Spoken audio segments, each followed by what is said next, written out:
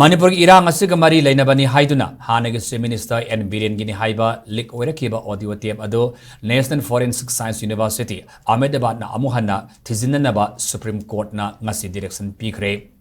Koki Organization for Human Rights Kohorna Hiramasida Tharakiba writ petition civil number 702/2024 gi hearing ngasi apex court asigi court number 13 gi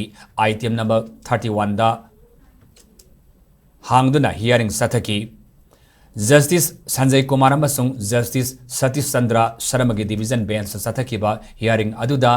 audio tape adu makhatana Thijinnaba National Forensic Science University Nfsu Ahmedabad da Peekhre authority the direction Peekhre masiga loinana say second November gi tang mapan phawagi manungda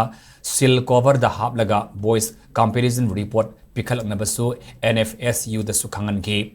Amaram November Mapanda Makatan hearing Satanabasu Matam Levki Mamang Sataki hearing da Central Forensic Science Laboratory na audio tape adugi aseng amaputopa ngamdabadagi court asina CFSL da asawba phongdokibani court ki maikaidig audio tape adugi authenticity puto haibanate audio tape aduga N Birengi emit tawrakiba voice sample adugi voice comparison test tongnaba khangan kibani hainasu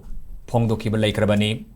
Kotunasu audio tape asigi matang da akan buwafam tamlak laduna asing ba achumbadi losen ba yaro yamadi loiban naidan sat pa yaro hainasu ngarang thadoro kiba sirulamada Pongdo Palay Krabani.